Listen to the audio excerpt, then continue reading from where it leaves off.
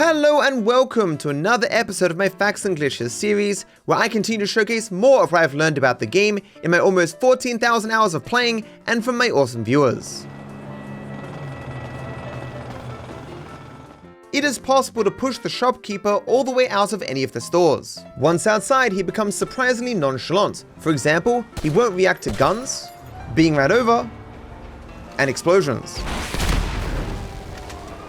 The only situation where he will show any semblance of care for his life is with grenades, where he will at least jump out of the way before freezing on the spot again. His gaze will also follow you in a very creepy way regardless of where you go. I guess being robbed so many times over so many years would make anyone kinda crazy. On the mission father-son, the driver of the truck that is pulling Michael's stolen boat normally can't be interacted with in any way. However, if you grab Molotovs from the map, a thrown Molotov can cause him to fear for his life and bail out of the truck. Despite no longer having a driver, the truck will continue along its normal path. In any vehicle that has lock-on missiles, an interesting effect can be created by first locking onto a target, firing a missile, and then quickly activating the cinematic camera. This results in your camera focusing on your target, allowing you to view the impending explosion in all its glory. Jimmy can sometimes be seen playing the fictional game Righteous Slaughter 7 in his room. If you look closely, you will notice that the locations featured in the game can actually be found around San Andreas. The looping footage mainly showcases the steel foundry in Marietta Heights and the Cluck and Bell factory in Paleto Bay. I suspect that the footage for Righteous Slaughter was taken early on in the game's development, as there are many inconsistencies between the game's footage and these areas in the release version. Some of the game's heists require you to set up a getaway vehicle, but sometimes your character can have a hard time identifying where they stashed the car. Normally, when you find a suitable car and put it in a good place, you call your allies and tell them the general area where the car is being left. We have a getaway vehicle ready and waiting. Where'd you put it? El Burro Heights. Unfortunately, there are so many possible locations for you to place the vehicle that it's possible to choose an area without a specific line of dialogue for that location. In such cases, the game will default to saying that you've placed the car in the States. Hey, I moved the car. It's in San Andreas.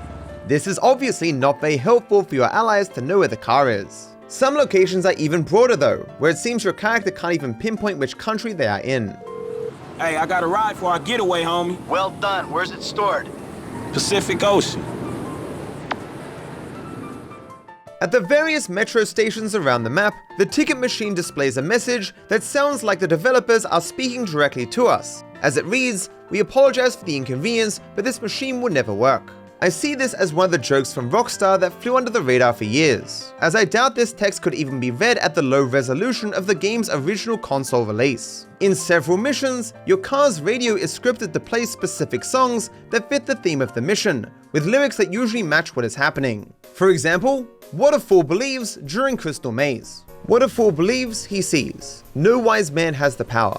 Obviously, in every instance, the lyrics are left up to our interpretation. However, this could say that Trevor is acting the fool by believing he has the power to determine who the Changs make a deal with. If you leave me now, at the end of monkey business. If you leave me now, you'll take away the biggest part of me. This seems to be referencing Trevor's heartbreak at giving up Patricia. You better treat her right, man!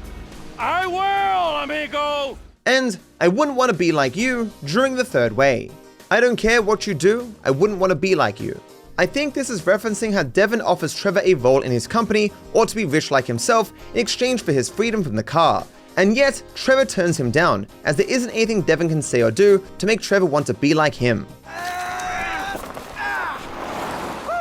There's a new way to boost ladder launches. To recap, a ladder launch is when you run onto a ladder and quickly press up and then down in sprints. This results in your character launching into the air, with how high you go being determined by how high your FPS is. Not only does holding down the character swap wheel boost this effect a great deal, but Michael's special ability also does this as well.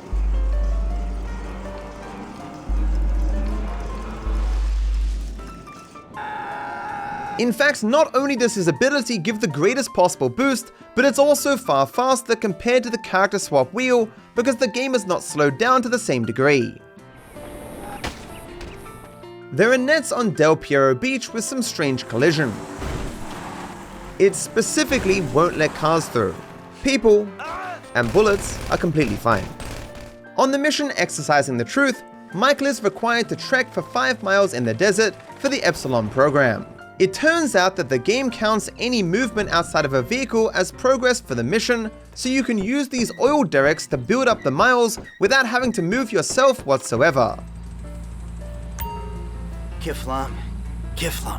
Though it should be noted that this is likely a lot slower than running, and incorrectly placing yourself can lead you to fall off.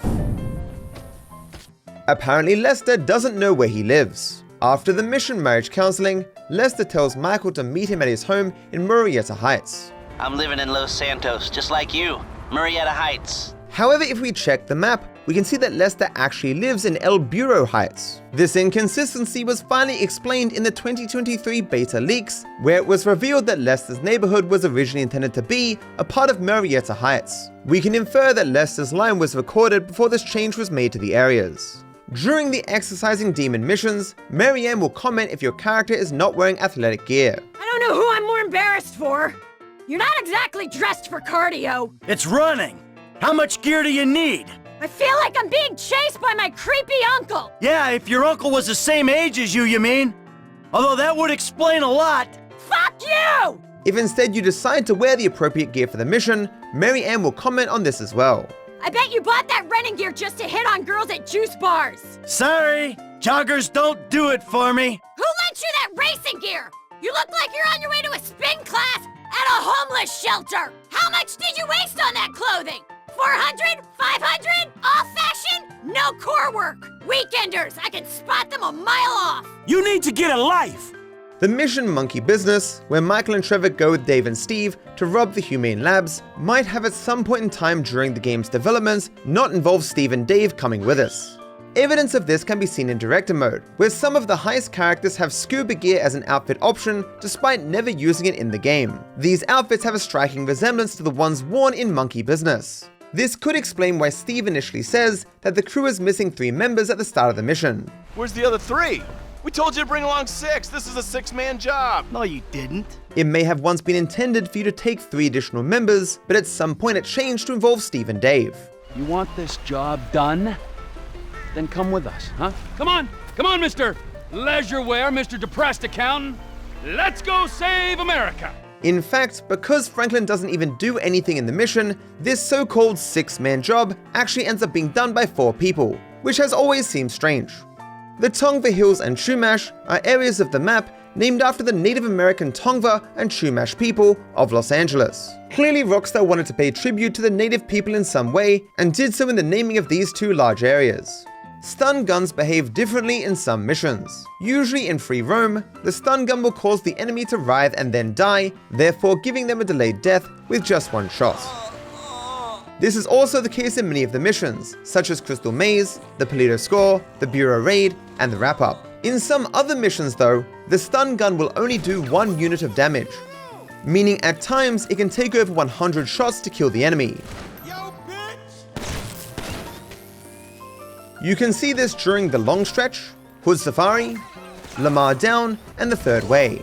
The only exception to these responses is the mission Monkey Business, where the stun gun is intended to be used, and it therefore kills each enemy instantly with 1 shot. Okay, now hit the elevator. Sometimes the type of dialogue that you hear in missions is dependent on the order that you play them. For example, if you choose to complete Complications before the mission Chop, Franklin and Lamar will reference the events of Complications during that mission. I fucked it up. Man, you the genius that crashed through the dual window. Man, 1, I had a gun in my fucking head. 2, you the one fuck with them essays, man. When you met a man who could tell you what to do? Like I said, man, this dude is serious. Creeped on me like some stealth shit. Fool, you slipping. You don't want to fuck with this man, dawg. Even you. This white dude. Real serious dude, man. This motherfucker know the streets, homie. I know he'll be a good hookup for us. We don't need no hookup, fool. I know these streets. On the other hand, if you have not done Complications before Chop, obviously the events of that mission won't be mentioned. While some of what you get instead is casual banter, Us Apache, we got a bond with the animal kingdom. Yeah, you do got a bond, nigga. I seen you bonding with plenty of animal-type bitches. I'm talking big-ass, hairy, scary bitches. It's true about you patchy motherfuckers. Y'all do got a bond. Fuck you, homie. A little mustache ain't shit. That's just a sign of virility. However, some of this dialogue is actually relevant to understanding the characters. For example, Franklin's relationship with Tanisha. You still after the same bitch from high school, only she ain't interested in some of your, life choices. You the life choices she don't like, nigga. Nah, nigga, we cool, man. She kicking with me more than you do. Tell me about the lawyer, nuclear physicist, humanitarian super nigga she fucking. Shut the fuck up with that shit. I'm done, nigga. I moved on many a times. Oh, whatever, that's cool. However, what's said about Stretch is most important. This is where it's most clearly explained why Stretch is getting out of prison early. But on some other shit though, you heard the boy Stretch getting out, huh? He getting out? Then the state is in some real motherfucking trouble, nigga.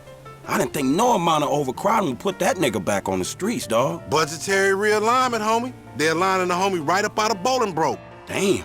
Well, let's just hope he don't fall back into that same downward spiral that put him in to begin with. You fucking with me, right?